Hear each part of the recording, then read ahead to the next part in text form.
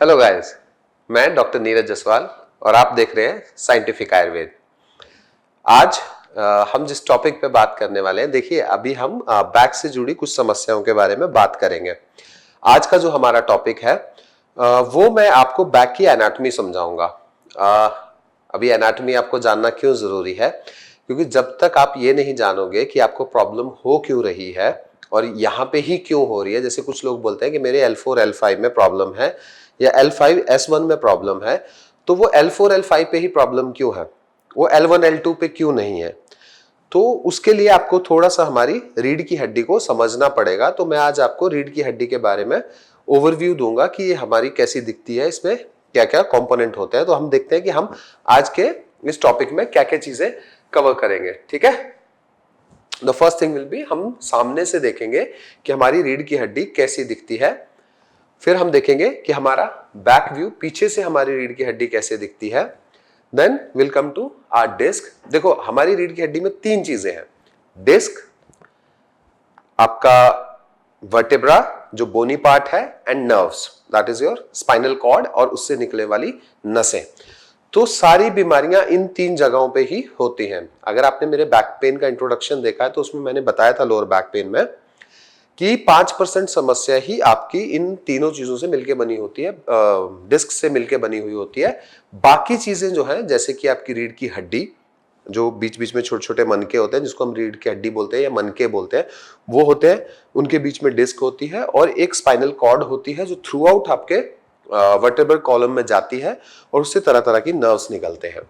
तो ये चीजें आप थोड़ा सा समझ लेंगे। इसमें कुछ एक कर्वेचर्स मैं आपको बताऊंगा तो आप ध्यान रखेंगे, क्योंकि जब भी हम ऑफिस जाते हैं या कुछ एक गलतियां करते हैं, हमारा बैठने का पोस्चर सही नहीं होता, चलने का पोस्चर सही नहीं होता, तो certain part of your vertebra column, वहां पे थोड़ा सा प्रेशर पड़ता है और उस प्रेशर के कारण आपको बाद में प्रॉब्लम्स होती हैं। तो ये हम देखने की कोशिश करेंगे। So these are the nerves and okay, let's come to the front view. तो कुछ ऐसा दिखता है सामने से, तो जिसको हम बोलते हैं कि रीढ़ की हड्डी सीधी होनी चाहिए। तो वो सिर्फ अगर आप सामने से देखोगे तो रीढ़ की हड्डी ऐसे सीधी दिखती है, और अगर आप बैक से देखोगे तो भी रीढ़ की हड्डी ऐसे सीधी दिखती है। लेकिन जब आप इसको साइड व्यू से देखेंगे, ये सामने है, अगर मेरे ऐसे देखोगे तो रीढ़ की हड्डी ऐसे सीधी दिखेगी, लेकिन अगर मैं ऐसे टेढ़ा हो जाऊंगा तो रीढ़ की हड्डी सीधी नहीं होती है, ये कुछ एस शेप में होती है। एस शेप का मतलब देखो ये ऐसे होती है, तो इसमें कुछ एक कर्वेचर्स होते हैं। ये सब आपको जानने की जरूरत नहीं है, लेकिन आपको मैं एक इंपॉर्टेंट चीज बताता हूँ कि ये पार्ट देखिए और ये पार्ट देखिए, ये यहां पे उतना समस्या नहीं देती है। यहां पे और यहां पे, सर्वाइकल पे और लंबार रीजन पे ये ज्यादा समस्या देती है। ऐसा क्यों होता है? Because of its curves. तो ये कर्व बहुत ज्यादा हो जाता है ऊपर से इससे, तो वहां पे प्रेशर ज्यादा होता है, क्योंकि हमारे अपर बॉडी जो होती है उसको लोअर बॉडी के साथ जो कनेक्शन है, देखो बोन्स जो है हमारी बॉडी का एक इंफ्रास्ट्रक्चर है, पिलर्स है हमारी बॉडी के, मतलब वेट तो उन्हीं पे आना है। ये जो अभी मांस वगैरह हमें दिखता है, ये सब क्या होता है, जैसे कि हमारे पिलर्स पे पूरा मकान बन जाता है, उसके बाद दीवारें करके उसको ढक दिया जाता है, तो ये वो ढकने का काम करते हैं, स्ट्रेंथनिंग भी मकान को देते हैं। लेकिन मेन चीज क्या होती है? बोन्स। और उसमें भी अगर हम अपर बॉडी देखें और लोअर बॉडी देखें, तो अपर बॉडी जो है वो लोअर बॉडी, क्योंकि देखो अल्टीमेटली तो ग्रेविटी नीचे है, हमारी टांगों पे है, तो अपर बॉडी का वेट लोअर बॉडी के वेट के ऊपर जो ट्रांसफर होता है वो इस रीढ़ की हड्डी के कारण होता है। इसलिए यहां पे समस्याएं भी थोड़ी ज्यादा आती हैं।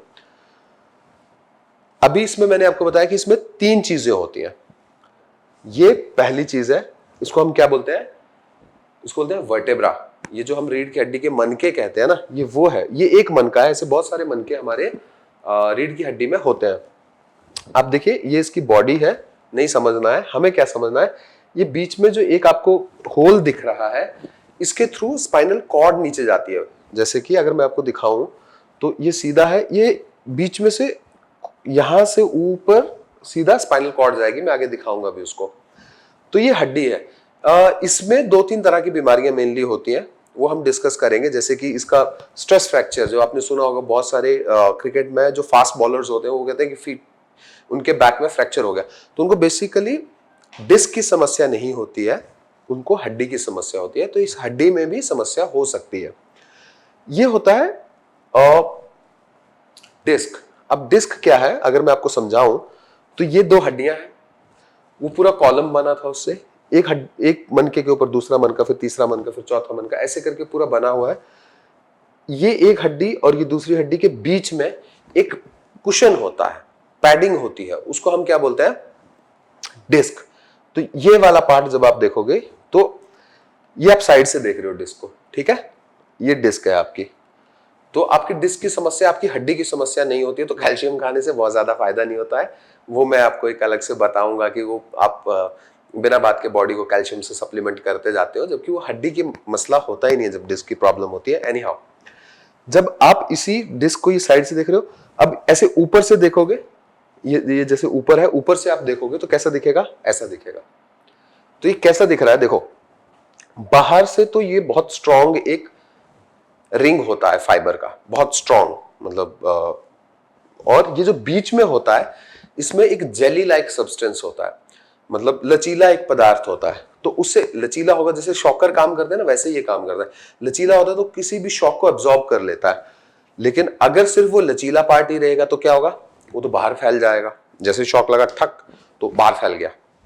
उसको बाहर फैलने से रोकने के लिए क्या होता है, ये पार्ट होता है, फाइब्रस पार्ट।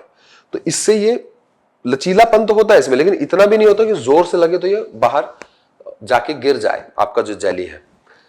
ये बहुत इंपॉर्टेंट है, ये बहुत ज्यादा परेशान करता है और आजकल बहुत सारे लोग ऑपरेशंस करवा रहे हैं, कुछ को तो जरूरत भी नहीं है, रिस्की भी काफी रहता है ये। तो ये पार्ट अगर आप समझ गए तो आगे जब हम बीमारी की बात करेंगे, जो शायद आप में से अनफॉर्चुनेटली अगर किसी को है और वो समझना चाह रहा है तो उसको समझ में आएगा ऐसा क्यों होता है। क्योंकि ये बीच में लचीला पदार्थ है, साइड में फाइब्रस पार्ट है जो इसको बांध के रखता है और लचीलेपन के कारण ये शॉक एब्जॉर्ब कर लेता है। अब मैंने कहा था कि तीन चीजें होती है ना, तीसरी चीज ये देख रहे हो पीछे, ये स्पाइनल कॉर्ड जा रही है, ये पूरे मनकों में ऊपर से नीचे तक आपके ब्रेन को नीचे तक कनेक्ट करती है, ये स्पाइनल कॉर्ड है। और ये जो साइड में दिख रहा है ये क्या है, दिस इज योर नर्व्स। अभी क्या होता है कि हाथ में भी नर्व्स होती है, पाँव में भी नर्व्स होती है, तभी तो आपको सेंसेशन वहां तक पहुंचता है। वो किसके थ्रू पहुंचता है, इन नर्व्स के कारण पहुंचता है। ये नर्व्स निकलती है, इसलिए कई बार डॉक्टर आपको ये भी बोलता है, अरे आपका तो डिस्क का समस्या है, आपका डिस्क बैठ गया, आपकी नर्व्स पे प्रेशर है, आपको तो पैरालिसिस हो सकता है, ऐसा करके डराया भी जाता है और कई बार सच भी होता है, वो डिपेंड करता है। एनी हाउ, उसमें नहीं जाएंगे, हमें जो समझना है उसमें समझेंगे। तो ये वो नर्व्स है जो आपके यहाँ से निकली और पूरे बाजुओं में फैल गई, टांगों में फैल गई, वहां से पूरी तरह का जो इन्फॉर्मेशन है वो लाके आपके ब्रेन को दिया, ये वो वाली नर्व्स है। तो ये मेन एक तरह से ये समझो, ये मेन वायर है जो आपकी बॉडी के, और ये छोटी छोटी वायर है जिससे आपका ये बल्ब जल रहा है, वो बल्ब जल रहा है, और एक मेन वायर है जिसके थ्रू सप्लाई आ रही है ट्रांसफार्मर से, वो ये है। और ट्रांसफार्मर कहाँ है, यहाँ पे आपके ब्रेन में, वो आपका मेन ट्रांसफार्मर है जहां से बिजली जा भी रही है और वापस भी आ रही है।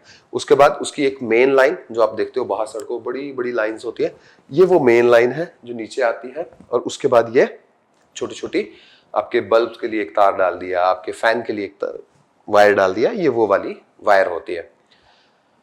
2-3 बार देख लेना, एक बार समझ में नहीं आए, देखो डॉक्टर तो नहीं बनना है, लेकिन कोई आपको अगर गलत गाइड भी कर रहा है तो आपको समझ में आ जाएगा कि नहीं ऐसा तो होता ही नहीं है, मेरे वाली बीमारी तो इससे रिलेटेड नहीं होती है।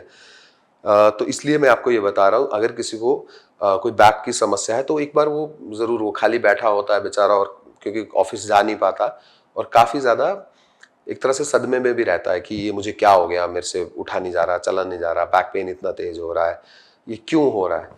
तो आप ये एनाटॉमी समझ जाएंगे तो उसके बाद हम इससे होने वाली प्रॉब्लम्स के बारे में बात करेंगे। तो दैट्स इट गाइस। अगर आपको अच्छा लगा तो लाइक एंड सब्सक्राइब, बट आपका कोई भी क्वेश्चन है इसके बारे में तो वो ज़रूर पूछिएगा। मैं कोशिश करूंगा कि इसको तभी के तभी आंसर कर दूं आपके कमेंट में। अगर मैं नहीं कर पाता हूं या फिर बहुत सारे लोग एक जैसा ही क्वेश्चन पूछते हैं, कुछ क्लैरिटी नहीं है आप लोगों को, तो आप मुझे मैं उसके ऊपर भी एक वीडियो बना दूंगा। Will see. Okay, so stay safe, stay healthy, thank you.